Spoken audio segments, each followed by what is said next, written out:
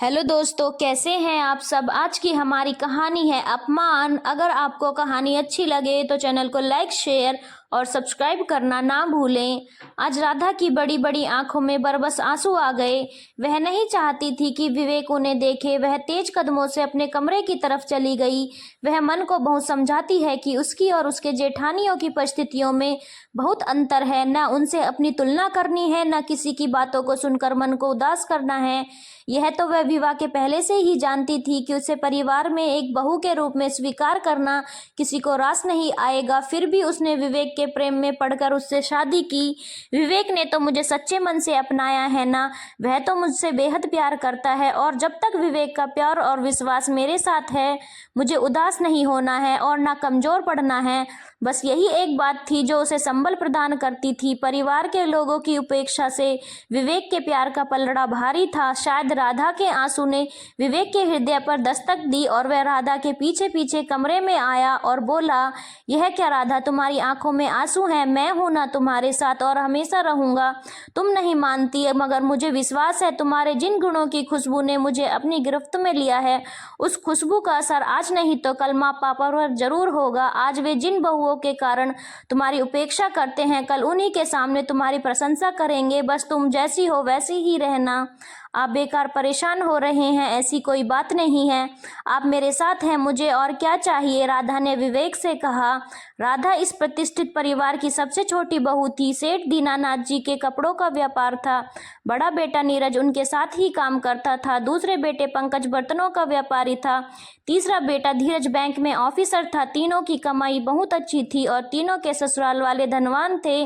तीनों बहुत सारा दहेज लेकर आई थी। राधा के ससुराल वाले धन के पुजारी थे, इसलिए गरीब घर की राधा उन्हें रास नहीं आ रही थी। विवेक एक सरकारी स्कूल में शिक्षक के पद पर कार्य कर रहा था।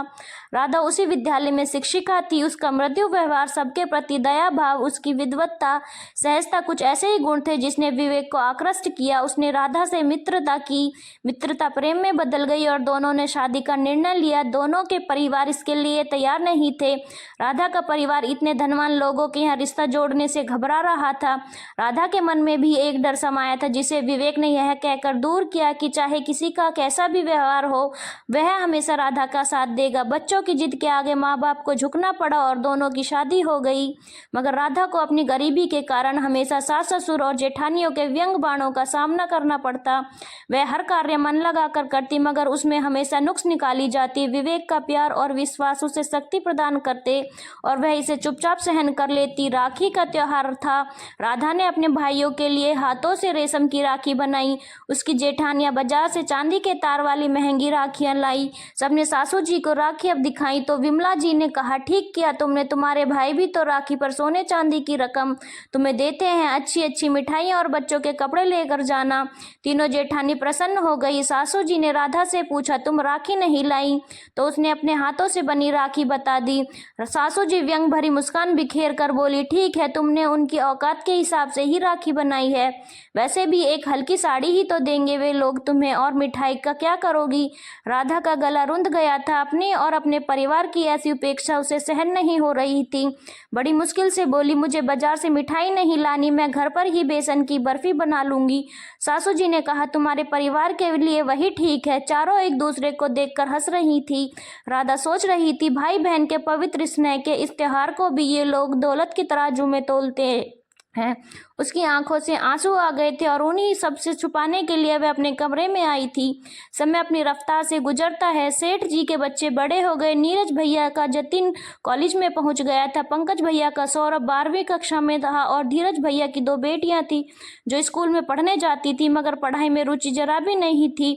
वे अपने नाच नखरे में ही लगी रहती। किसी बच्चे में संस्कार नाम की कोई बात नहीं थी। दीनानाथ जी की ढलती उम्र थी और उनसे काम हो नहीं पा रहा था। नीरज ने अपनी नई दुकान खोल ली। दीनानाथ जी अकेले रह गए। सासू जी का स्वास्थ्य भी अब ठीक नहीं रहता था। उनकी सेवा कौन करे? तीनों जेठानियों ने अपने पति को सिखा पढ़ाकर गृहस्थी बसा ली। अलग अपना अपना हिस्सा लेकर तीनों अलग हो गए। सबके मन में स्वार्थ आ गया था। जब तक माँ बाप सक्षम थे वे साथ में रहे, अब उनकी जिम्मेदारी संभालने के लिए कोई तैयार नहीं था। पूरे घर में सन्नाटा छा गया था। तीनों बेटों के जाने से दीनानाथ जी और उनकी पत्नी विमला देवी पूरी तरह टूट गए थे। घर में सिर्फ वे दोनों, विवेक, राधा और उनका संस्कारी बेटा राघव जो 6वीं कक्षा में पढ़ता था रह गए। एक दिन दीनानाथ जी ने विवेक को अकेले बैठे देखा और बुझे मन से पूछा, बेटा विवेक, क्या तुम्हें हमें भी छोड़कर चले जाओगे? विवेक ने कहा, पापा आप कैसी बातें कर रहे हैं? आप चाहे तो हमारे हिस्से की धन दौलत भी हमारे भाइयों को दे दें। मैं और राधा तो बस आपका प्यार और आशीर्वाद चाहते हैं। आपकी सेवा करना हमारा सौभाग्य है। हम आपको छोड़कर कहीं नहीं जाएंगे। माँ, पापा, राधा का मन आपकी उपेक्षा से कई बार जख्मी हुआ है। मुझे विश्वास है आपका प्यार उसके जख्मों को जल्दी भर देगा। दीनानाथ जी और विमला देवी को अपनी गलती का एहसास हो गया था। उनका प्यार पाकर राधा अपना पुराना दर्द भूल गई थी। विवेक, राधा और राघव तीनों की सेवा से दीनानाथ जी और विमला जी संतुष्ट और प्रसन्न थे और उनके आशीर्वाद की वर्षा तीनों पर हो रही थी। जिस बहू की हमेशा उपेक्षा की, आज वे दोनों उनकी प्रशंसा कर रहे थे। वे समझ गए थे कि इंसान की कीमत उसकी दौलत से नहीं, उसके संस्कारों से होती है। धन्यवाद दोस्तों। अगर आपको कहानी अच्छी लगी हो तो चैनल को लाइक, शेयर और सब्सक्राइब करना ना भूलें।